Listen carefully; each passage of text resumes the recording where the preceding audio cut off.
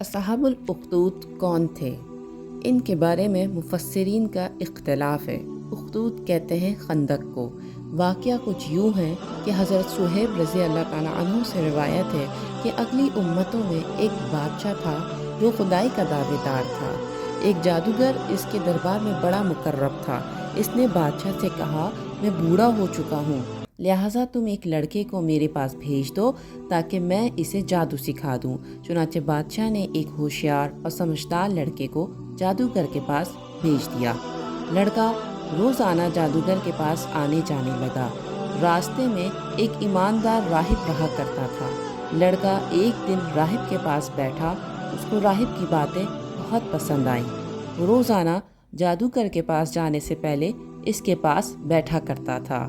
एक दिन लड़के ने देखा कि एक बड़ा जानवर इंसानों का रास्ता रोके हुए है।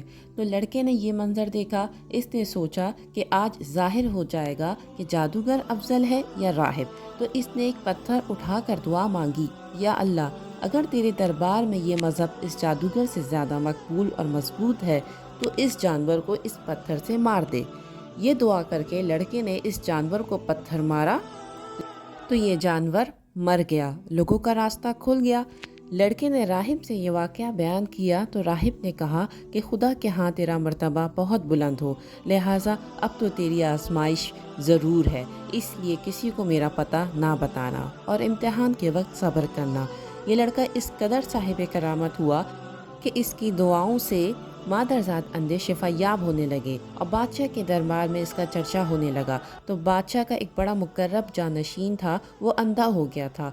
वो इस लड़के के पास आया और उसको बहुत सारे तोहफे ताहिफ दिए और अपनी बसीरत के लिए दुआ करने को कहा। तो लड़के ने कहा कि अगर तू अल्लाह पर ईमान ले आएगा तो मैं तेरे लिए दुआ कर दूंगा। चुनाचे वो ईमान ले आया। लड़के ने दुआ की और वो शिफायाब हो गया। फिर वो बादशाह के दरबार में पहुंचा। बादशाह ने कहा, तेरी आंखों की बिसारत कैसे वापस आई? तो इसने कहा कि मेरे रब ने मुझे बिसारत अता फरमाई।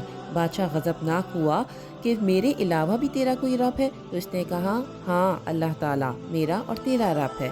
बादशाह ने इसको बहुत सज़ाएं दी और कहा कि तुझे किसने ये कहा है?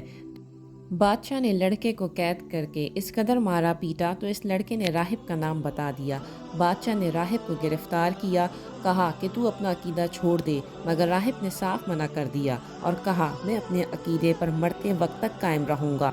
बादशाह ये सुनकर आग बगोला हो गया और उसने अपने राहिब के सर पर आरा चलवाकर इसके 2 टुकड़े कर दिए। बादशाह ने अपने मुकर्रब हमनशीनों पर भी आरे चलवाए और लड़के को सिपाहियों के सुपर्द किया और हुक्म दिया कि इसको पहाड़ की चोटी पर चढ़ाकर ऊपर से नीचे गिरा दो। तो सिपाही लड़के को लेकर गए और लड़के ने पहाड़ पर चढ़कर ये दुआ मांगी तो एक जलजला आया और बादशाह के सारे सिपाही जलजले में हलाक हो गए और लड़का सही सलामत बच गया और बादशाह के सामने आ खड़ा हुआ। तो बादशाह बड़ा गज़बनाक हुआ और हुक्म दिया कि इसको कश्ती में बिठाकर समंदर में ले जाओ और समंदर की गहराई में फेंक दो।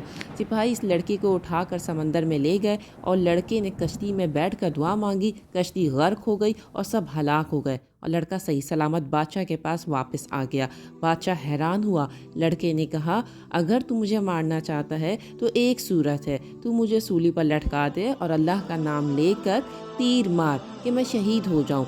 अब बादशाह ने इसी तरतीब से अल्लाह का नाम लेकर लड़के को तीर मारा तो लड़का शहीद हो गया। ये मंजर देखकर हज़ारों की तादाद में लोग ईमान ले आए और सब ने कहा कि हम भी इस लड़के के रब पर ईमान लाते हैं।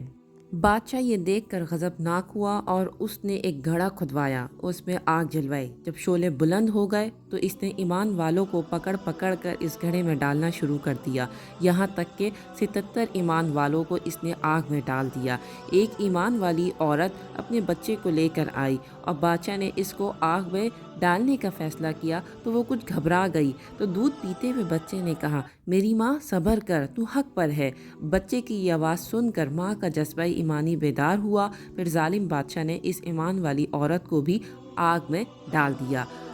بادشاہ اور اس کے ساتھی خندق کے کنارے مومنین کو آگ میں جلنے کا منظر دیکھ کر خوش ہو رہے تھے اور اپنی کامیابی پر جشن منا رہے تھے۔ اچانک رب الہی نے ظالموں کو اپنی گرفت میں لے لیا اور خندق کی آگ کے شعلے اتنے بلند ہوئے کہ بادشاہ اور اس کے ساتھیوں کو بھی لپیٹ میں لے لیا اور سب جل کر آگ کا ڈھیر بن گئے۔ باقی دوسرے ایمان والوں کو اللہ نے ان کے شر سے بچا لیا۔ اللہ تعالیٰ نے سورہ بروج میں فرمایا، خندق والوں پر لعنت ہو، اس آگ والوں پر جب وہ اس کے کنارے پر بیٹھے تھے اور وہ خود گواہ ہیں جو وہ مسلمانوں کے ساتھ کر رہے تھے۔